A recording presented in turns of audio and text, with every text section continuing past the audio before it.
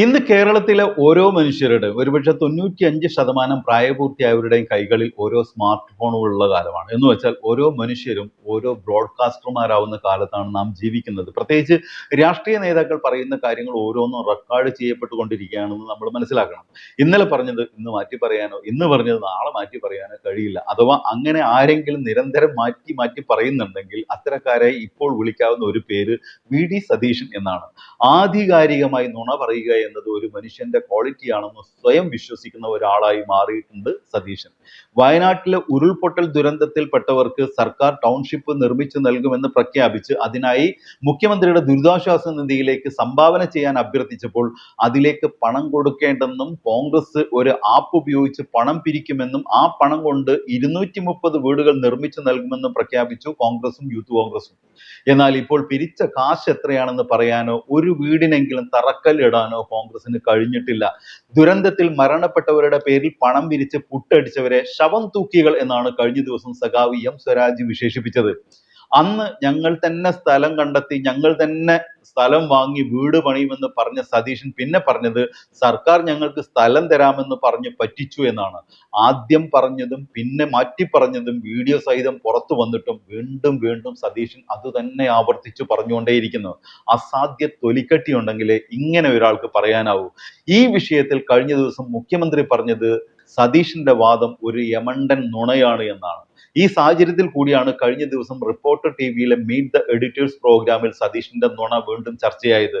അതിൽ വയനാടിന്റെ പേരിൽ സതീശൻ പറഞ്ഞ 4 യമണ്ടൻ നുണകളെ വസ്തുതകൾ നിരത്തി പൊളിച്ചടുക്കുന്നുണ്ട് ഡോക്ടർ അരുൺകുമാർ.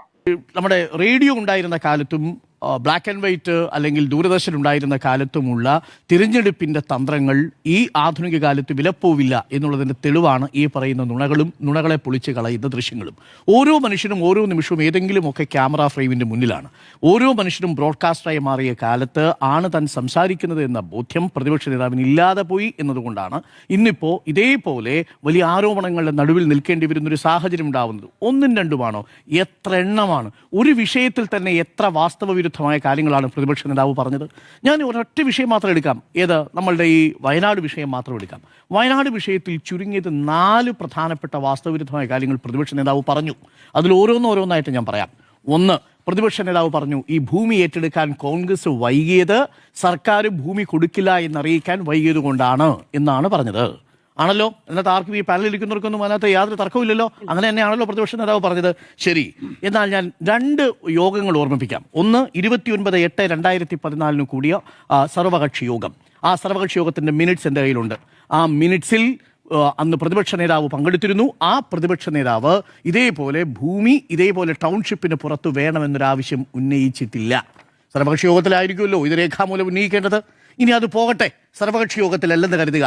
1/1/2025 4/1/2025 2 ദിവസങ്ങളിലായി സ്പോൺസർമാരുടെ ഒരു യോഗം മുഖ്യമന്ത്രിയുടെയും ചീഫ് സെക്രട്ടറിയുടെയും നേതൃത്വത്തിൽ നടന്നിരുന്നു.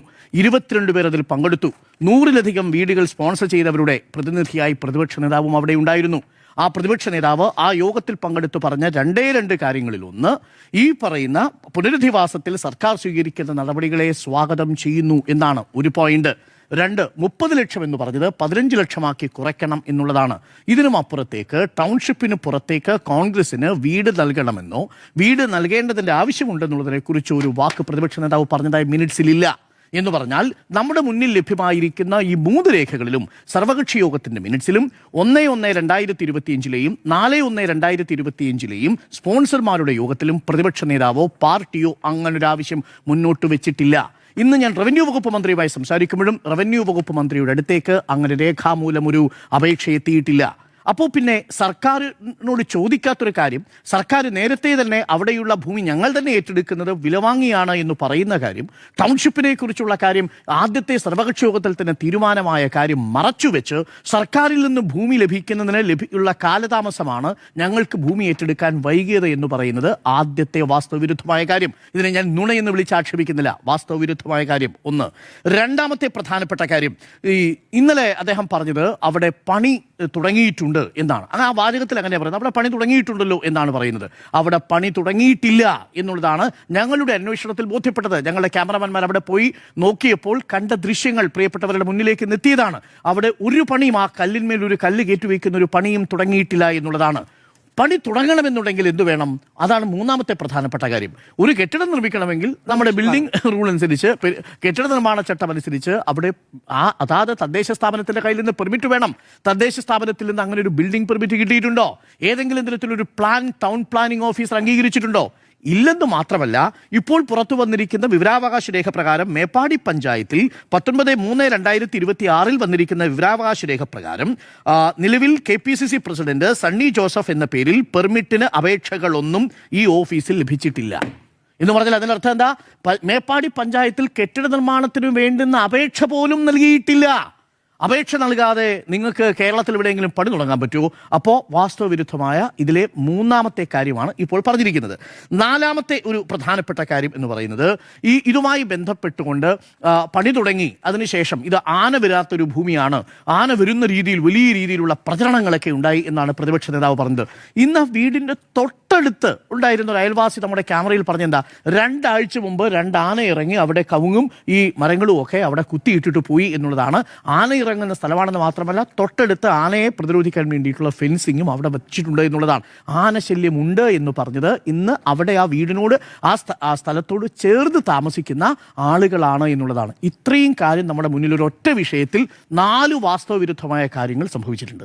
ഇതിനോട് ആർക്കും വിയോജിപ്പുണ്ടാവില്ലല്ലോ. ഇതിനെ എങ്ങനെയാ പൊളിക്കുക? ഇതാണ് ഞാൻ പറഞ്ഞത്. ഇത് നിമിഷ നേരം കൊണ്ട് 24 മണിക്കൂർ പോലും ആയുസില്ലാത്ത വാസ്തവവിരുദ്ധമായ കാര്യങ്ങൾ, അത് നുണയെന്നൊരു വിഭാഗം പറയുന്നു. കാര്യങ്ങൾ പറയുന്നതിൽ നിന്ന് ബഹുമാനപ്പെട്ട നേതാവ് പിന്മാറണം എന്നുള്ളതാണ് എനിക്ക് പറയാനുള്ളത്. കാരണം ഇത്തരത്തിൽ ഒരു തെളിവുമില്ലാതെ എങ്ങനെ പറയാൻ സാധിക്കുക? അതാണ് ഞാൻ പറഞ്ഞത്. ഇത് പണ്ട് കാലത്ത് ചെയ്തുകൊണ്ടിരുന്ന ഒരു കാര്യമാണ്. പണ്ട് നേതാവ് ഒരു പ്രസ്താവന നടത്തിപ്പോയാൽ ഇതൊക്കെ അന്വേഷിച്ച് വരുമ്പോഴേക്ക് മാസങ്ങളെടുക്കും. ഇപ്പോൾ 24 മണിക്കൂറിനുള്ളിൽ കൈയോടെ ചൂടോടുകൂടി അതെല്ലാം പൊളിച്ചു കൊടുക്കുന്ന കാലത്താണ് നമ്മൾ ജീവിക്കുന്നത് എന്നുള്ളത് കൊണ്ട് എനിക്ക് ആ കാര്യത്തിൽ മറ്റൊന്നുമില്ല. ഇനി സർക്കാരിൻ്റെ വീടിൻ്റെ കാര്യത്തിൽ 178 വീടുകൾ കൈമാറിയത് ഈ സർക്കാർ അവരുടെ ഏകദേശം 90-95% പൂർത്തിയായെന്ന് എന്നോട് അവിടുത്തെ ആളുകൾ തന്നെയാണ് പറയുന്നത്.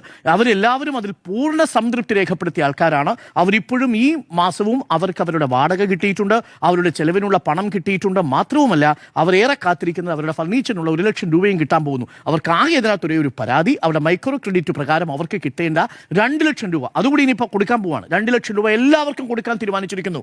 ഇങ്ങനൊരു പദ്ധതി ഇന്ത്യയിൽ ഏതെങ്കിലും ഒരു സംസ്ഥാനത്ത്, ഏതെങ്കിലും ഒരു പ്രദേശത്ത്, ഏതെങ്കിലും ഒരു സർക്കാർ നടപ്പിലാക്കിയിട്ടുണ്ടോ? നിങ്ങൾക്ക് ഏകദേശം 1 കോടിയിൽ പരം വില മതിക്കുന്ന രീതിയിലുള്ള സ്ഥലവും വീടും അടക്കമുള്ള കാര്യങ്ങൾ, 1 ലക്ഷം രൂപയുടെ ഫർണിച്ചർ, ഇത് കൂടാതെ നിങ്ങൾക്ക് 2 ലക്ഷം രൂപ നിങ്ങൾക്ക് ഒരു സംരംഭം തുടങ്ങാൻ വേണ്ടി കൂടി സർക്കാർ എല്ലാവർക്കും കൊടുക്കുന്നു എന്നുള്ളതാണ്. ഒരു തരത്തിലുള്ള വിവേചനവും ഇല്ലാതെ കൊടുക്കുന്നു എന്നുള്ളതാണ്. മാതൃകാപരമായൊരു പദ്ധതിയെ കരിവാരി തേച്ച് കാണിക്കാൻ എത്ര ആരോപണം ഉയർത്തിയാലും കഴിയില്ല.